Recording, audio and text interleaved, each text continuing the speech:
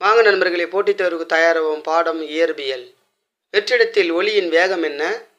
3 × 10⁸ மீட்டர்/செகண்ட். மின்தேக்கியின் அலகு எது? ஃபாரட். கான்கேவ் லென்ஸ் மூலம் உருவாகும் உருவம் பொதுவாக சிறியது மற்றும் நேரானது. ஒளி அலைகள் எந்த வகை அலைகள்? நீளத்தடம் அலைகள். ஓம் விதியில் V = IR. இங்கு R என்பது எதை குறிக்கும்? மின்தடை, ரெசிஸ்டன்ஸ். பண்பலை ஏற்படாத மிதவை எது? காற்று. விசையின் அலகு எது? நியூட்டன். அணுவின் மையத்தில் காணப்படும் துகள் எவை? புரோட்டான் மற்றும் நியூட்ரான். வெப்பத்தை அதிகமாக கடத்தும் உலோகம் எது? வெள்ளி. காந்தத்தின் தெற்கு துருவம்